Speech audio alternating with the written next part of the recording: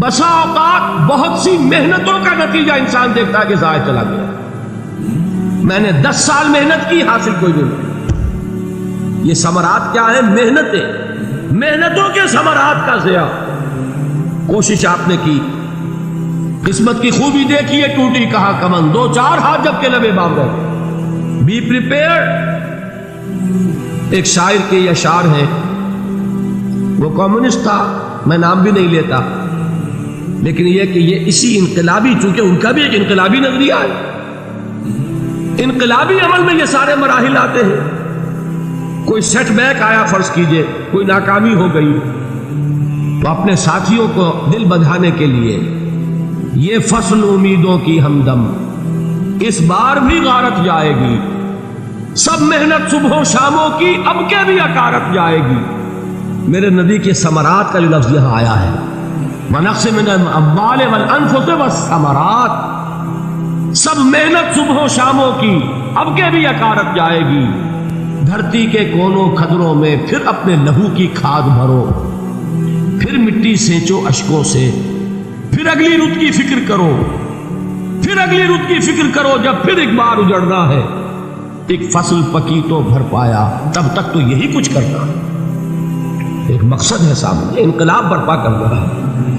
ایک کوشش ناکام ہو جائے کوئی پرواہ نہیں، نیکسٹ، پھر تیار رہو ناکامی کے لیے۔ ایسا نہ ہو جو انگریزی میں کہتے ہیں hope for the best but be prepared for the worst. ایسا نہ ہو کہ دوسری مرتبہ ناکام ہو کے بددل ہو جاؤ، تمہاری ہمتیں جواب دے جائیں، نہیں، پہلے سے تیار رہو کہ دوسری مرتبہ بھی ناکامی آئے تو آئے، لیکن جب تک کہ کامیابی حاصل نہیں ہوتی ہمیں یہ کام کیے تھے۔ دیکھیے سیرت میں آیا کہ نہیں یہ واقعہ؟ بدر میں مسلمانوں کو فتح ہوئی تو احد میں زک پہنچی کہ نہیں؟ 70 صحابہ شہید ہوئے کہ نہیں؟ اگر ان کی ہمتیں جواب دے جاتی تو گاڑی کیسے چلتی آگے؟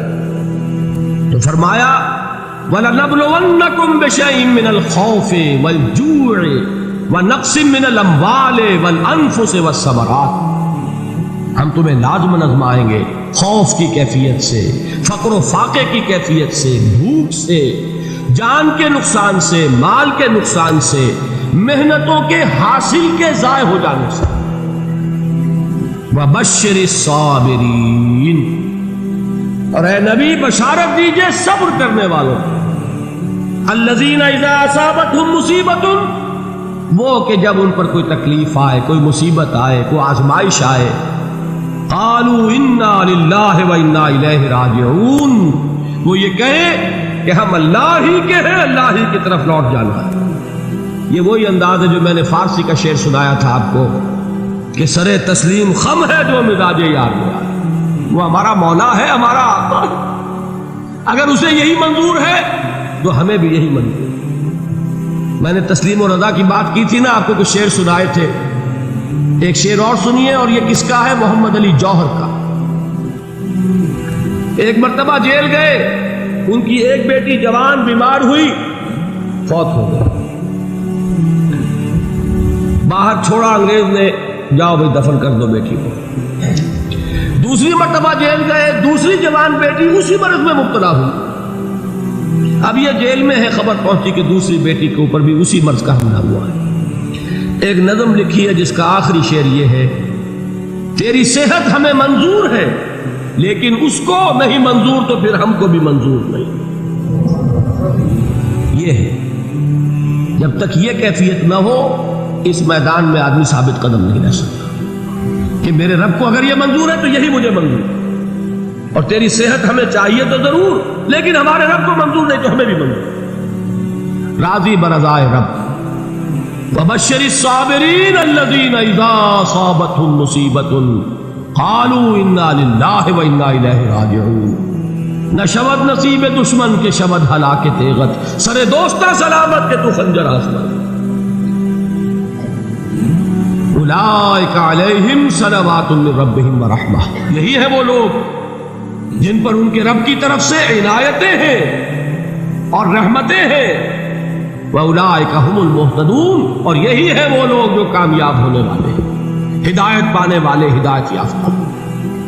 اسی سورہ بقرہ میں ذرا آگے چل کر، یہ تو ہے 20واں رکوع، 19واں رکوع 21ویں رکوع کی پہلی آیت ہے لیس البر ان تولوا وجوہکم قبل المشرق والمغرب ولكن البر من آمن بالله واليوم الآخر والملائكة والكتاب والنبيين وآتى المال على حبه ذوي القربى واليتامى والمساكين وابن السبيل والسائلين وفي الرقاب وأقام الصلاة وآتى الزكاة والموفون بعهدهم إذا عاهدوا والصابرين في البأساء والضراء وحين البأس۔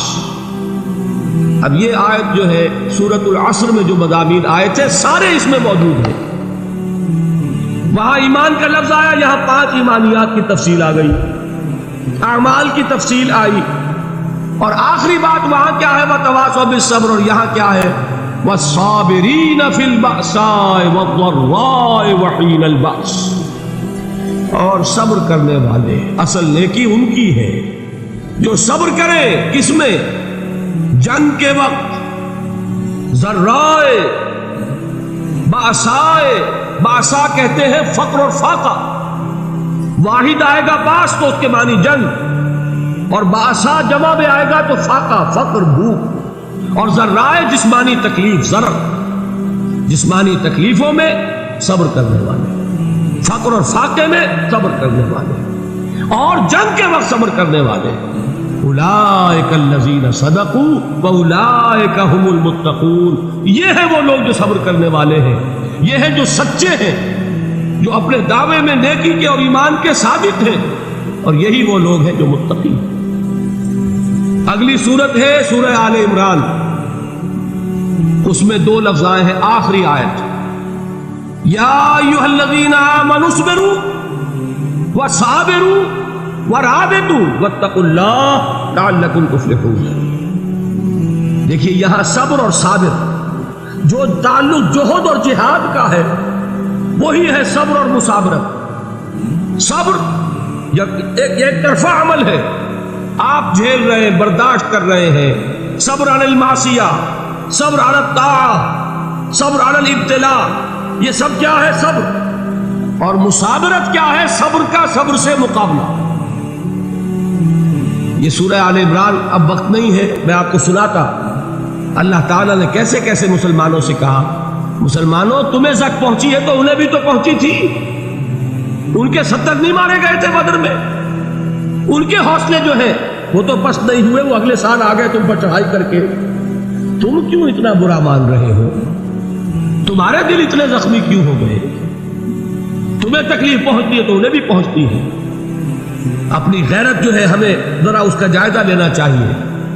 لوگ باطل نظریات کے لیے کتنی قربانیاں دے رہے ہیں، لوگ باطل چیزوں کے فروغ کے لیے کتنی محنتیں کر رہے ہیں۔ جیسا کہ میں نے ابھی کہا تھا، اسی غیرت کو چیلنج کرنے کے لیے، ذرا آپ کی حمیت دینی کو جوش دلانے کے لیے، قادیانی نوجوان کتنی تعداد میں اپنے آپ کو دین کے لیے وقف کرتا ہے، اور آپ کتنے نوجوان ہیں جو اپنے آپ کو دین کے لیے وقف کرتے ہیں، اور ہوں وہ کھاتے پیتے گھرانوں کے لوگ۔ یہ نہیں ہے کہ اگر کوئی اور کام نہیں کر سکتا تو پھر یہ ہے کہ وہ دین کے کام میں لگ جائے۔ باصلاحیت لوگ، کھاتے پیتے لوگ، ذہنی استعداد رکھنے والے لوگ، اونچے گھرانوں کے لوگ، وہ وقت کریں اپنے آپ کو دین کے لیے۔ اس کے بغیر کیسے باہر آ جائے گی، کیسے رونق آ جائے گی؟ تو دنیا میں باطل نظریات والے جو ہیں، یہ بات کہی گئی ہے، مسلمانوں تم اگر توحید کے لیے لڑ رہے ہو، دیکھتے نہیں ابو جہل کو، اس نے گردن کٹوائی ہے شرک کے لیے، شرک کے لیے گردن کٹوائے، اور تم توحید کے لیے گردن کٹوانے کو تیار ہو؟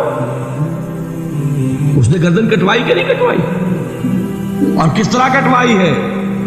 کیونکہ بڑا متکبر قسم کا، فرعون قسم کا شخص تھا، جب گردن کاٹنے لگے تو کہتا ہے ذرا نیچے سے کاٹنا، تاکہ جب تم نیزے کے اوپر چڑھاؤ میرے سر کو تو اونچا نظر آئے، معلوم ہو سردار کا سر۔ وہ بدبخت مرتے ہوئے بھی جو اس کی کیفیت تھی نا، اس کو ذہن میں رکھا۔ تو یہ اس لوگوں نے قربانیاں دی، جانیں دی، تو فرمایا اگر تم ان سے زیادہ قربانی نہیں دو گے، جو نوٹ کر لیجیے اس کو، مجرد اگر حق کو غالب کرنا اللہ کے ذمے ہو تو آنے واحد میں غالب کر دے گا، تمہیں تکلیف ہی دینے کی ضرورت ہے۔ سمجھ رہے؟ کیا اللہ کے مقابلے میں کوئی باطل کی طاقت ٹھہر سکتی ہے؟ یہ تمہارے ایمان کا امتحان ہے، یہ تمہارے خلوص کی آزمائش ہے، یہ تمہارے امتحان کا ثبوت درکار ہے کہ اللہ تعالیٰ دیکھنا چاہتا ہے تم اس کے لیے اپنی جانیں قربان کرنے کو تیار ہو کہ نہیں، تم اس کے لیے تن دل لگانے کو تیار ہو کہ نہیں۔ اور یہ جان لو کہ اگر کفار اور مشرکین اور ملحدین اور باطل نظریات والے وہ جو کچھ قربانیاں اپنے باطل نظریات کے لیے دے رہے ہیں ان سے زیادہ اگر تم نہیں دو گے تو حق غالب نہیں ہوگا۔